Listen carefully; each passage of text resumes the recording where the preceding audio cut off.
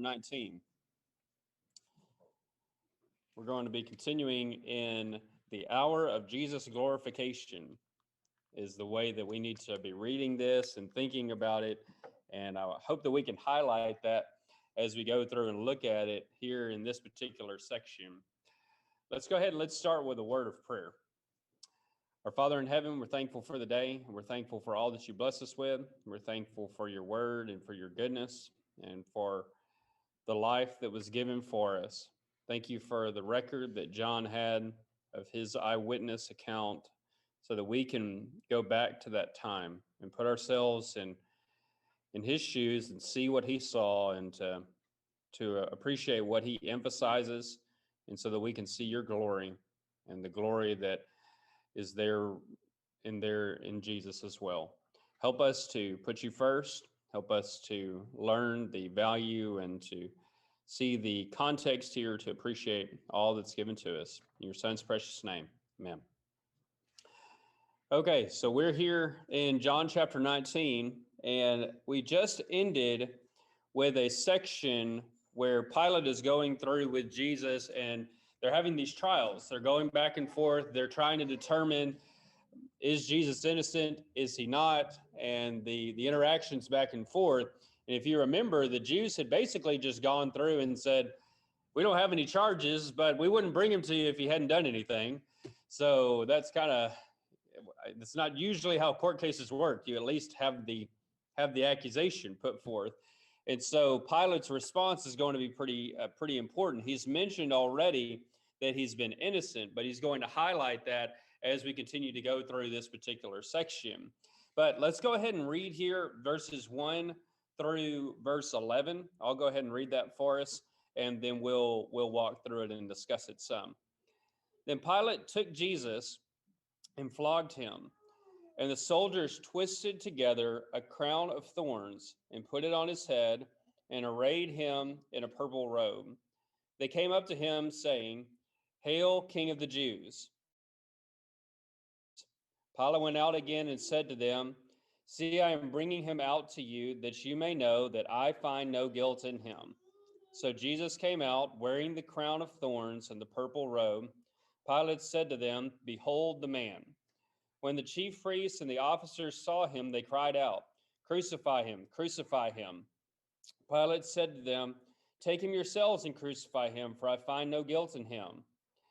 The Jews answered him, "We have a law. According to that law, he ought to die because he has made himself the Son of God."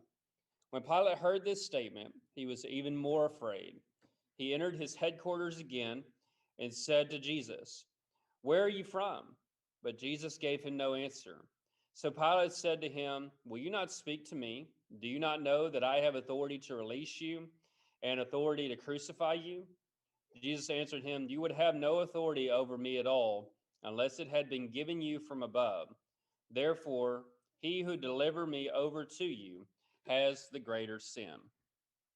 Okay, so as we go through this, remember one of the things we've emphasized as we've walked through the Gospel of John is that he's assuming likely that you have read some of the other Gospels. And so now these particular events are going to be emphasized. These particular records are going to emphasize some specific details that he wants you to see. And I think we'll see some of that as we go through. So Pilate goes back in because verse 4, it mentioned that he went back out. So apparently he goes back in, and there's this discussion here. And so you have this punishment that is dealt out that when you look at crucifixion, what were they trying to accomplish with crucifixion? I mean, there's many things that go into it. Mike and I had a conversation about this last Wednesday, about the difficulty breathing and all of that. But what are they trying to accomplish by having this sentence? Remember, we've gone through this process back here in verse 32, where God has a plan in this. The Jews don't want to stone him, so why crucifixion? Yeah, to make a public example. In fact, that's actually what crucifixion was about. As you go through and you look at the people at that time, they would have the charge put up there, and they were just embarrassed. And this is just an example of what it means to threaten the empire. So why do you think they want to do this particularly to Jesus? Yeah, yeah, he had embarrassed them. Yeah, so you've got that type of element, and as well, remember the religious leaders. It's not just that they want Jesus dead; they can kill Jesus, but remember, all of these trials have happened during the night, and everything has been kind of turned and oriented by their power. But specifically, they're trying to pin this on the Romans, and so to have the Romans go through the execution and have a Roman execution, there's going to be at least that kind of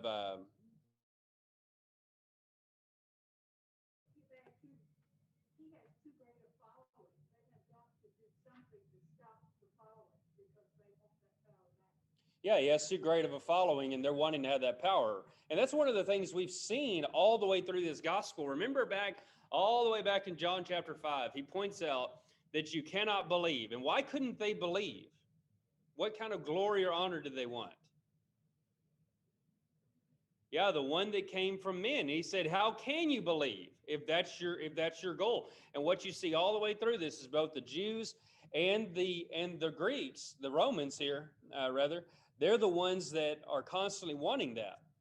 So when you look at this punishment, it starts out there in verse 1 that Jesus is flogged. Now, there's some kind of question if this is a flogging that would have been just a punishment, because eventually he tries to go off and still get him out.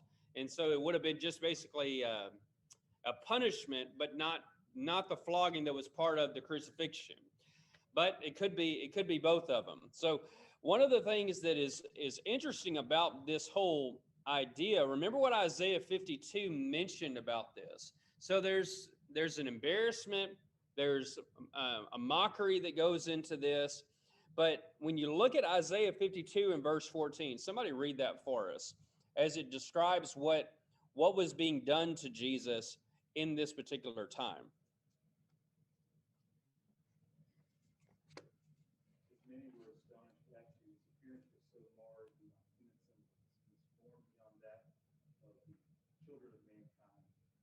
Yeah, it was marred beyond human semblance, beyond the children of mankind. What he's describing is just through that process, everything he goes through, he's barely even recognizable as a man.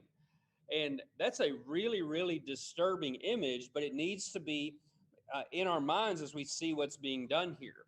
So as he continues going through with the flogging, the soldiers twist a crown of thorns on his head, and they array him in a purple robe, and they come up and they say, "Hail, King of the Jews." And you'll see this all the way through this, but why is Pilate doing this? Why is he emphasizing him as the King of the Jews? Yeah, he doesn't like the Jews, okay? And we've already talked about that idea of being the king of the Jews had messianic overtones, or it applied to Herod. And right now, this is just basically him getting back at the Jews through this entire process. But it's ironic in a sense because is it true? It's true, isn't it? That's kind of the irony in it. Now let's look at what he describes here, and we'll talk about that concept a little bit more in a second. But look at what the crown was. What was the crown made out of? Yeah, out of thorns. Okay. Now, why was it made out of thorns? Just kind of on a normal, basic level. It's punishment. It's an embarrassment. I mean, it's kind of a crown, but it's like the antithesis of a crown. It's a humiliation in that. But yet there is some interesting overtones because think about the thorns. What is the significance of thorns in scripture? I guess the first time maybe that they're introduced. Yeah, it was a curse because of sin. And so now you have the king wearing something that it has that picture, has that kind of connection there when he's coming to ultimately to remove it. Now, he also goes through and you see other pictures of this. He's wearing the purple robe. Now, that's royalty again. And when we look at all of this just goes back to John 16, where he mentioned that the world is going to rejoice in these events.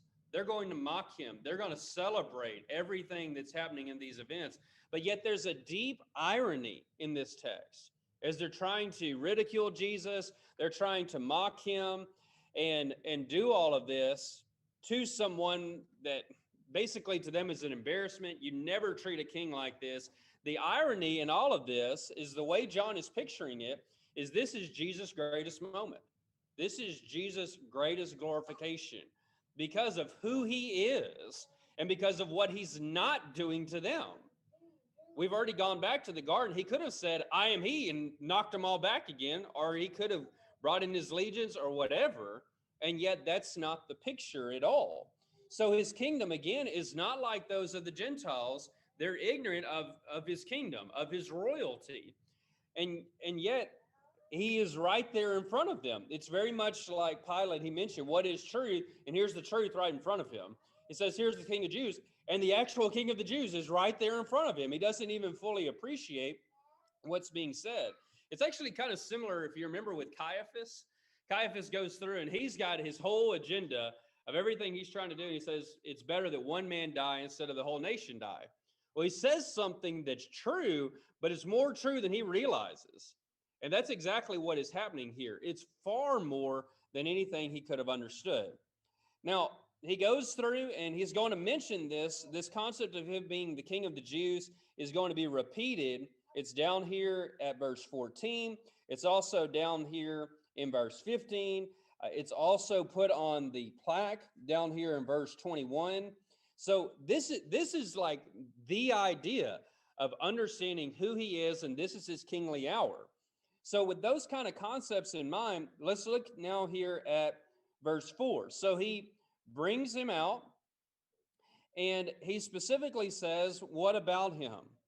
Now, this is another point of emphasis that John is making, but what does he say about him?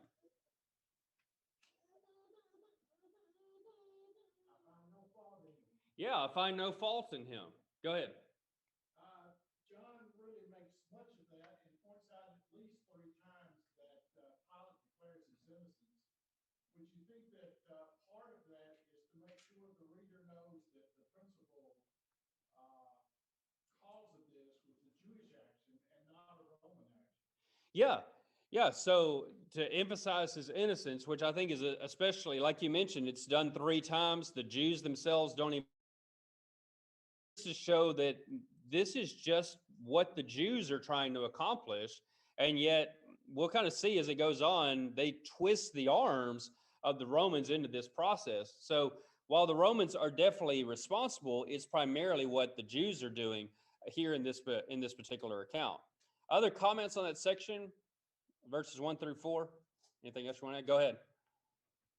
It just seems to me that Jesus is setting up such an interesting dichotomy between the Jewish people view as kingship or lordship and a hierarchy standpoint.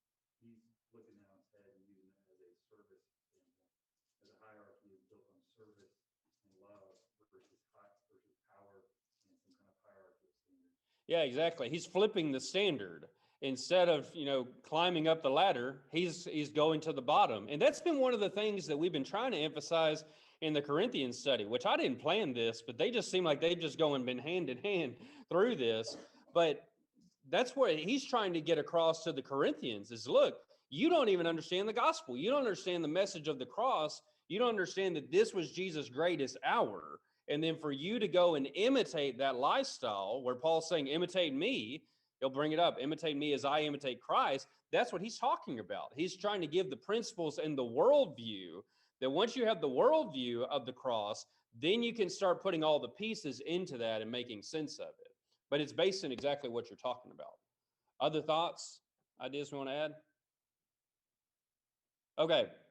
Well, he mentions here in verse 5, he comes out, he's wearing the crown of thorns and the purple robe, and Pilate said to them, behold the man. So obviously, he's just completely mocking them. He doesn't like the Jews. He's saying, here's your king, all of those kind of ideas. But why do you think he says, behold the man?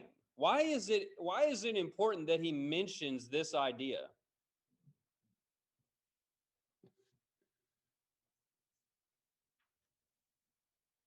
This goes all the way back to the very beginning, if you remember. The humanity, right? So remember at the very beginning of this gospel, he highlighted two main errors. Those that believed that Jesus was not God, but he was fully man. And then those that believed that he was, fully God and not man. So you had that bit of contrast. And what he's doing is he's cutting right down the middle of that, just like he did there in the beginning. And he's highlighting these concepts. Because notice in verse 5, the accusation is he's a man. And yet, what did the Jews say about him in verse 7? What did he make himself out to be? The Son of God. Okay, so there's kind of this dual understanding recorded right here, even in this text. So we see his humanity as part of this idea. So he goes on, the chief priests and the officers saw him, and they are saying, crucify him. And yet here's Pilate again saying, I find no guilt in him. And then in verse 7, here's this law, and according to the law, he has to die because he's made himself the Son of God. Now, again, we've talked about this already. It's not just stoning. Stoning wasn't going to be enough for them. They're wanting to go an extra step farther for their own selves, for the preserving of the nation, but also just to make an example of him regarding everything ultimately that they've done. Now, it's interesting in verse 8, there's a bit of a shock in Pilate. Do you see that? What was his reaction to hearing that? I guess I've already said it. He was shocked, right? Do what? Yeah. Yeah, he was afraid. So why do you think he was afraid?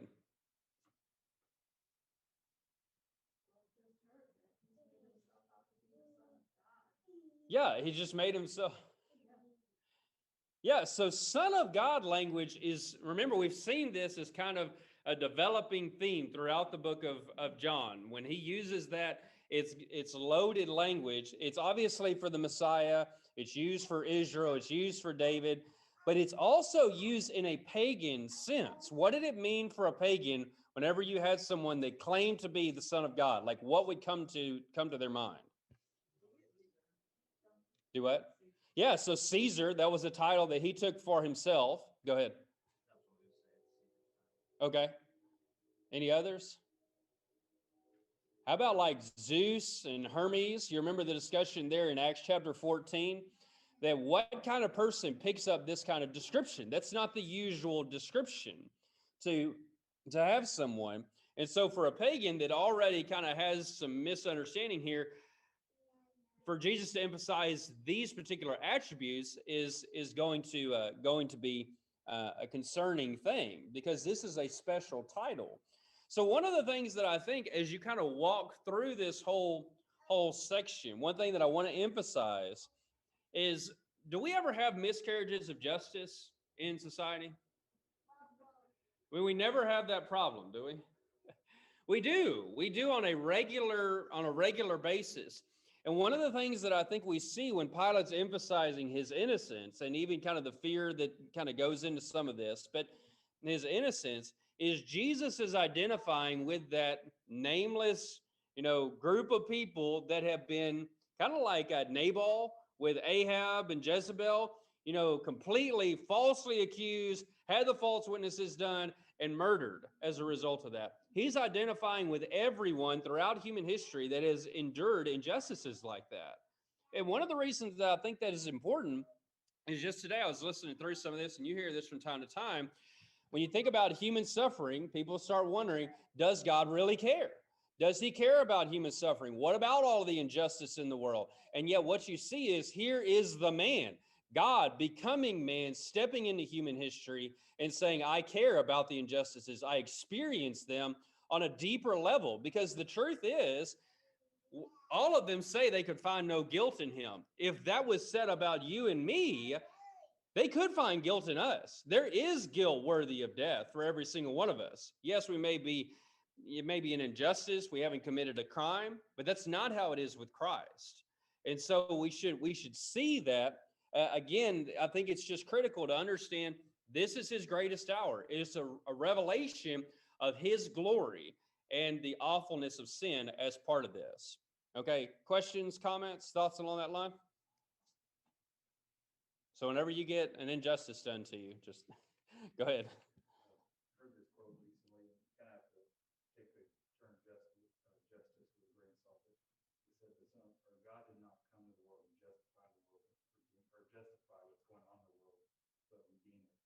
Sure. I just felt that was really powerful. Like, what other religion preaches a religion about a God who comes into the world for human? Yeah. It's just standing up far, casting judgment. Yeah, exactly. Yeah, him stepping in to redeem it, not just judge it. And that's one of the things John's actually emphasized. If you remember, he hasn't come to judge the world. It will happen, but that's not why he came. He came initially to save the world. That's all the way back there in chapter 3. So Pilate hears about the claim that was said here, and that makes him very uncomfortable. And so he hears this statement in verse 8, and he asks him a question: where are you from? Now, isn't that interesting, considering that's kind of been the question throughout John, if you remember? Even back in John 9 and verse 29, they asked, back with the blind man, we don't know where this man comes from. If you remember, they were wondering, okay, we don't know where he comes from. We know he's supposed to come from Bethlehem, but he comes from Nazareth. And yet John has been going through and saying, I'll tell you where he came from. He was in the beginning with God, and the Word was God. All of those elements are saying, explaining that. So what's interesting, though, is he asked him, where did he come from? And now what does Jesus do? Okay, so there's no answer here. So why no answer?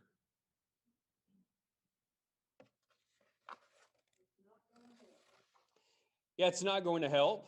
Okay, other reasons, other thoughts?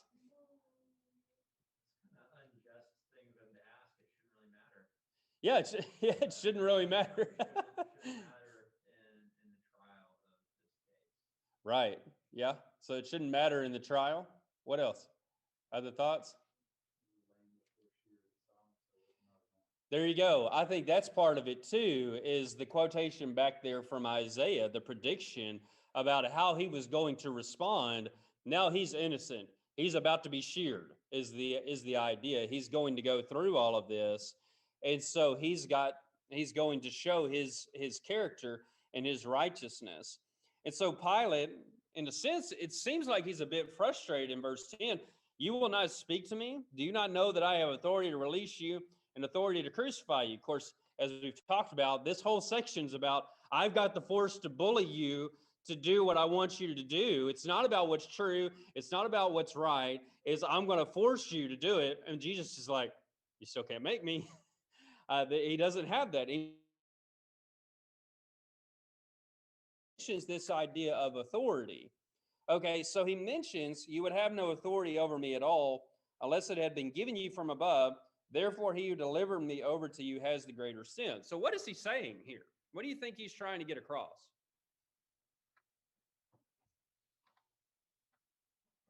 I guess let's break it down. In verse 10, who's the one that gave the authority?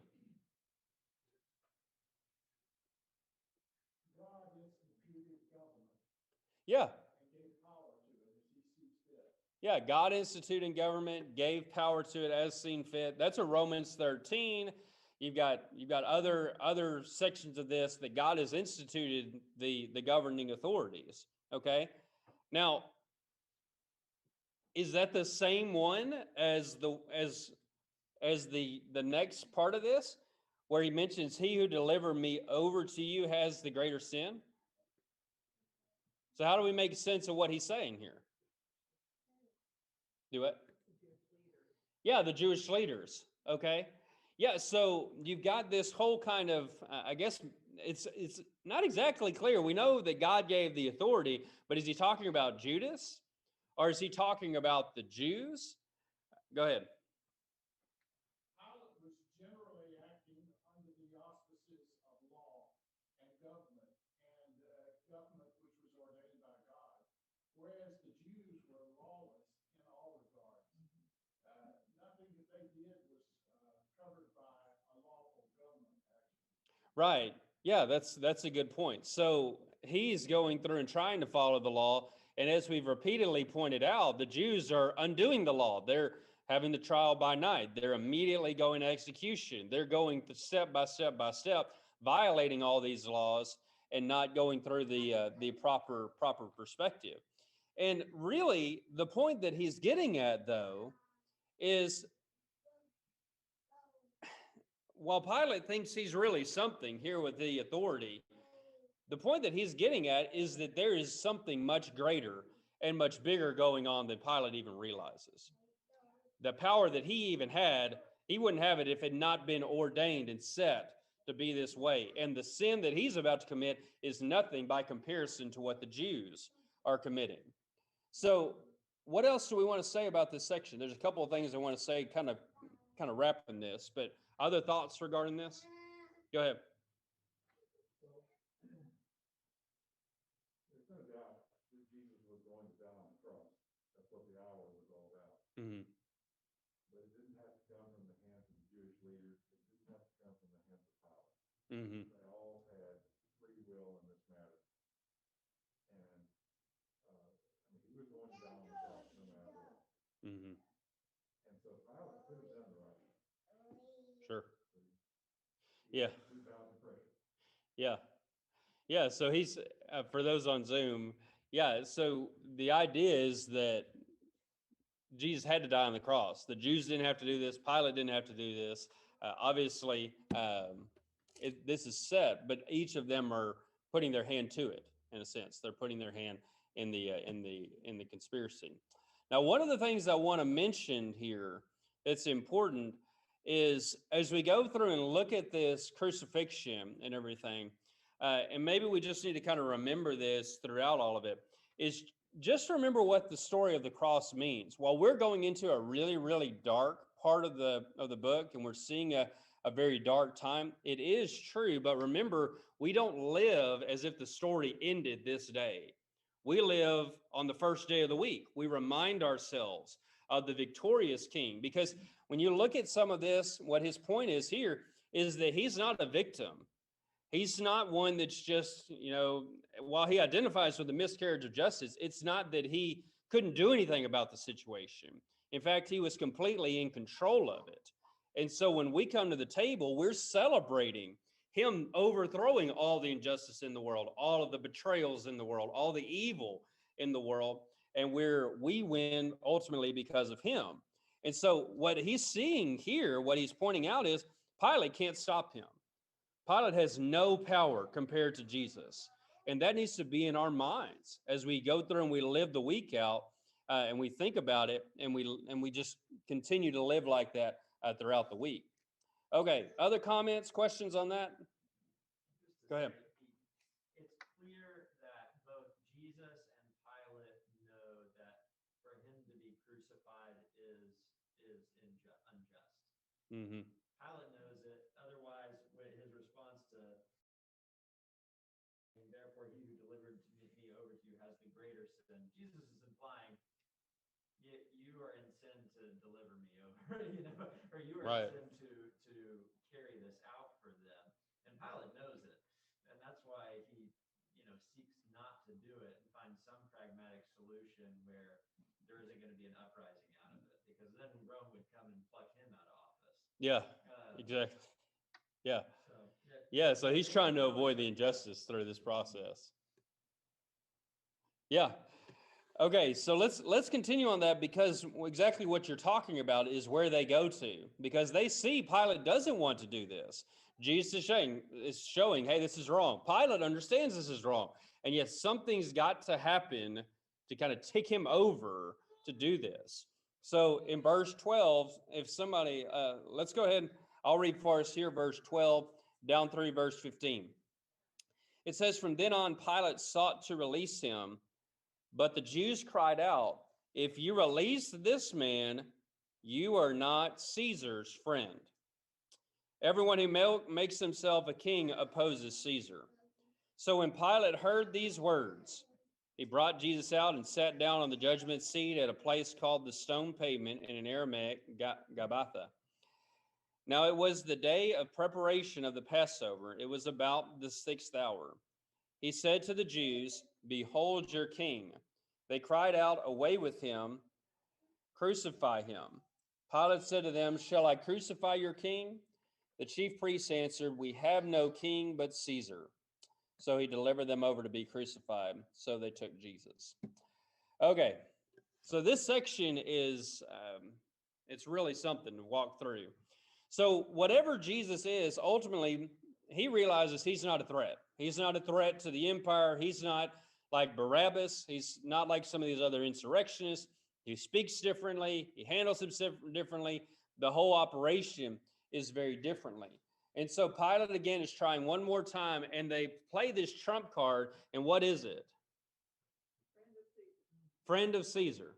Okay.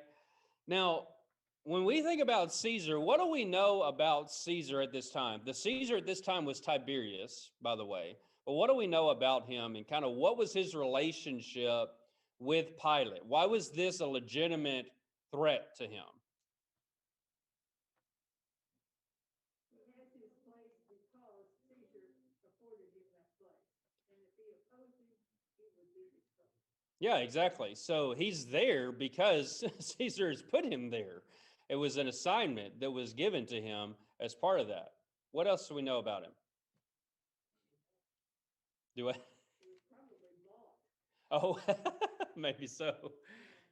Well, Tiberius specifically is one that's he's kind of one of those guys that was weird.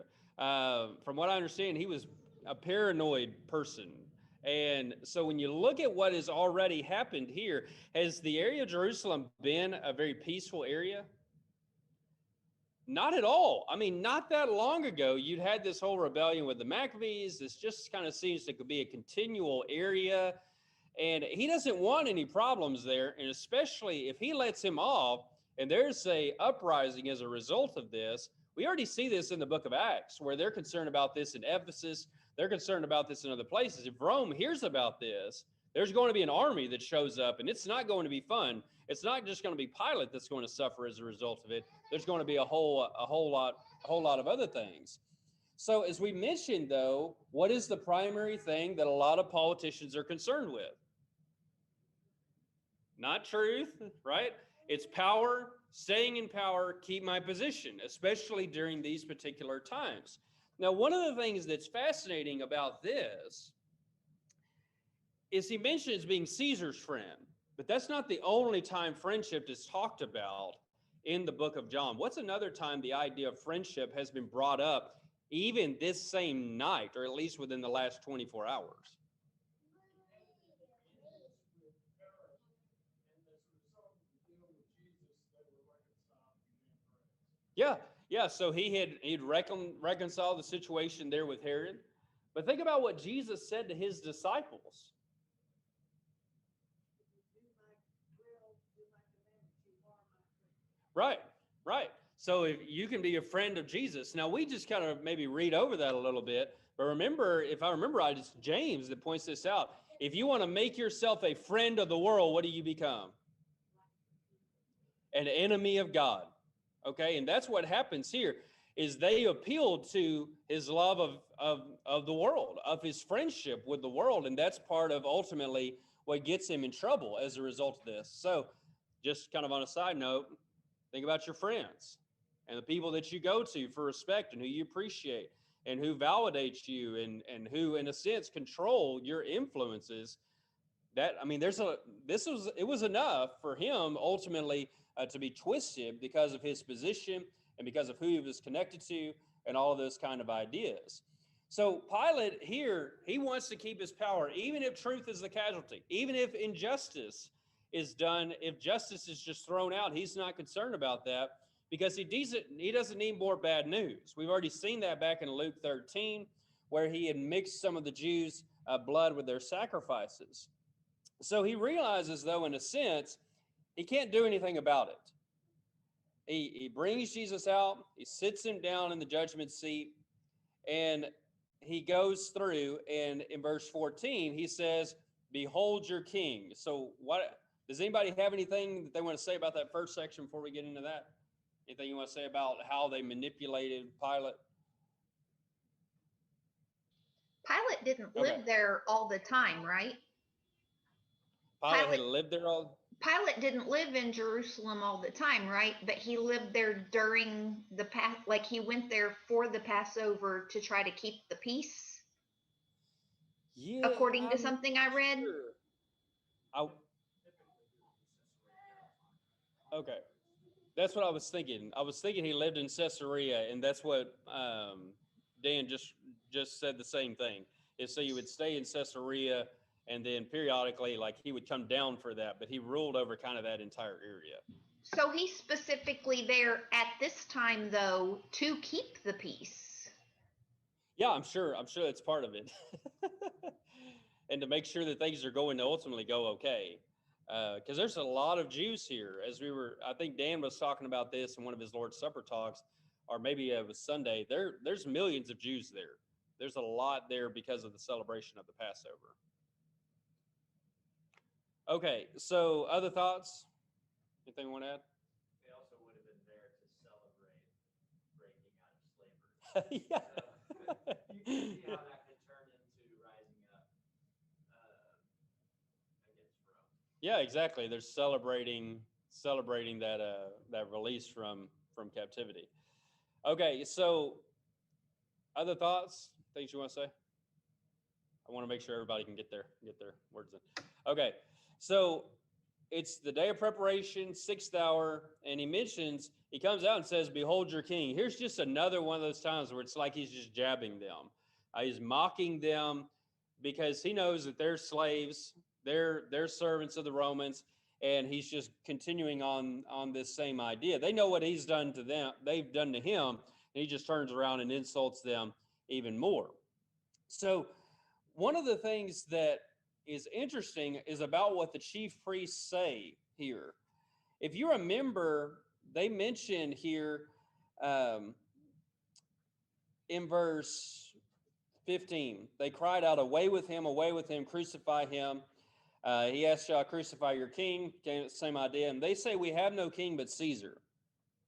Now, that's an interesting concept, because what did these same religious leaders say back in John 8 about being slaves of other people? We've never been a slave before. And yet, what do they say? No king but Caesar. Now, the irony in this becomes very, very interesting as you kind of referred to some, Austin. In 1 Samuel 8, you remember what that whole story was about? Is they had rejected God and they wanted a king over them like the nations. Well, here it is. They have that. And what's ironic about this is the people, obviously, they're supposed to have a king and they're supposed to be celebrating him. And in fact, the Passover was about that, as Austin pointed out. That was the moment where they were released, where he became their king. He's the one that set their rule over them. Just go back to Exodus 15. The Passover was that unique moment where they remember right there in that song. If you remember the song that Miriam and others sang there in Exodus 15, the whole concluding line about that is about the Lord reigning. He's supposed to be the king, and this event is supposed to say that, and yet there's this amazing irony, kind of a repeat of 1 Samuel 8, where they have rejected their king, set up a king like the nations as a result of it. And yet the end is going to be the same. The end is going to ultimately be death. It's going to be destruction and those kind of ideas. So there's an amazing irony that's happening here while they're going through and delivering him to be crucified. But one of the things that I think is fascinating about this too is we've talked about this as the hour of Jesus' glorification. We've talked about him as being king, but there's another concept here that I think is important. It's the idea of Jesus triumphing over the spiritual forces of evil. If you remember in the book of Colossians, he talks about this idea in chapter 2, and it's easy to read this story and then just be thinking about everything that's happening with the various people and places and those kind of things. But in chapter 2 here in verse 15, he talks about the fulfilling the legal demands, but he mentions in verse 15, he disarmed the rulers and authorities and put them to open shame by triumphing over them in him. That's what's happening here. And that's how we need to read this story through the lens of everything that's going on. You got the rulers of this world being cast out. Remember, Jesus has already said that. Ultimately, you have the greatest, powerhouses of that culture, and Jesus is triumphing over them. through this. So again, when we read this, the Passover is going to be a critical thing that we'll emphasize more in future lessons. But this is a new Exodus. This is his ultimate glorification. This is the revealing of who he really is and of his power. And so what's interesting about that is that ultimately in this, who's on trial? The people are on trial. This isn't about Jesus. I mean, it is about Jesus, but Jesus isn't the one on trial. It's the Jewish leaders that are on trial. It's Pilate that's on trial. And I'll tell you what, when we come to this chapter, guess who else is on trial? You and me. We're on trial. This is us looking at this and thinking, what would I have done in that situation? Why is he having to die? Why is he having to go through all of this? Ultimately, it's about me. So we look at these things. It's easy to poke fun at politicians, and yet the problem is we do the same thing here. We would rather have power. We'd rather have our own way. We'd rather have our own position instead of the truth. When we talk about what they say, we have no king but Caesar. What we end up doing is we turn Jesus over and we say, we have no king but us. I'm the king. I want to live my life the way I want to live it. And yet here's the same story that repeats itself over and over and over again there in the cross. Other concepts, other thoughts regarding that? Go ahead. The only charge that they could really try him on, at least from a Jewish perspective, was blasphemy.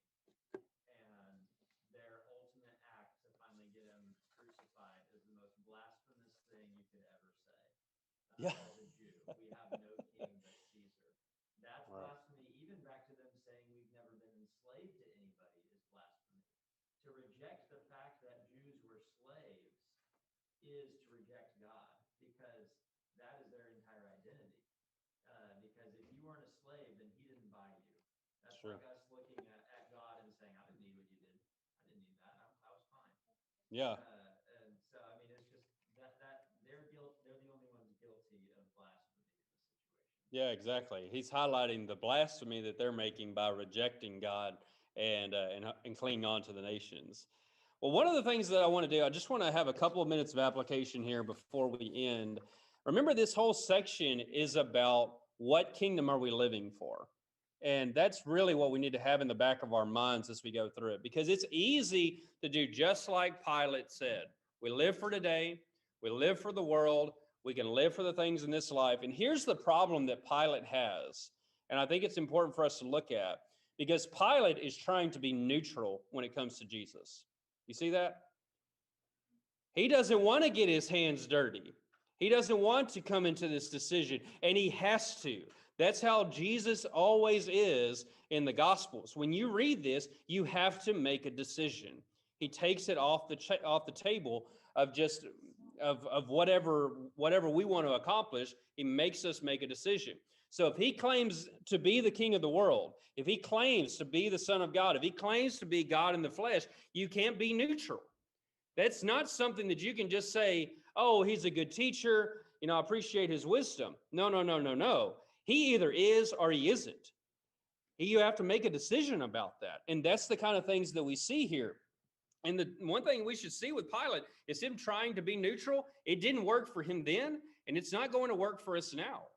And in fact, I love what C.S. Lewis said about this. He said, Christianity, if false, is of no importance, and if true, of infinite importance. The only thing it cannot be is moderately important. It either is or it isn't, either in or out. And that's what's being said here. So who wants to have this kingdom that's not of this world? Who wants the kingdoms of the world or the kingdom of heaven? That's the decision that we have. Are we going to deny Jesus? Are we going to live for the world? Or are we going to live for the Lord? I love what one person said about this. He said regarding what Pilate does here in denying him. He said, denying Jesus is not saying that we are not a disciple of Jesus when someone asks us. Denying Jesus is living for this realm rather than for his kingdom. Denying Jesus is putting our hope in this life. Denying Jesus is following our plans rather than the plans of God. This is what John is painting in the life of Peter and Pilate. They are following their own plans and saving their own lives. They're not submitting to the plans and purposes of God. Where is your kingdom? And what we need to see in this is exactly what Pilate said. Behold your king. This is our God. This is our king. This is what it looks like when you submit to the will of God. And this is the lifestyle that then is expected for disciples to live. Okay, that's all I've got. So thank y'all for that. Let's go ahead and let's end with a word of prayer. We're getting swarmed in here. We're gonna have to figure out everything on Wednesday night again, which is a good problem to have. All right, let's end with a prayer. Our Father in heaven, we're thankful for all you give to us. We're thankful for the blessings you give. Father, we ask that you watch over us and help us to make the right decision, to put our faith in you, to follow you even to the cross, and to love you and to stand by you and to be a witness for you. In your son's precious name, amen.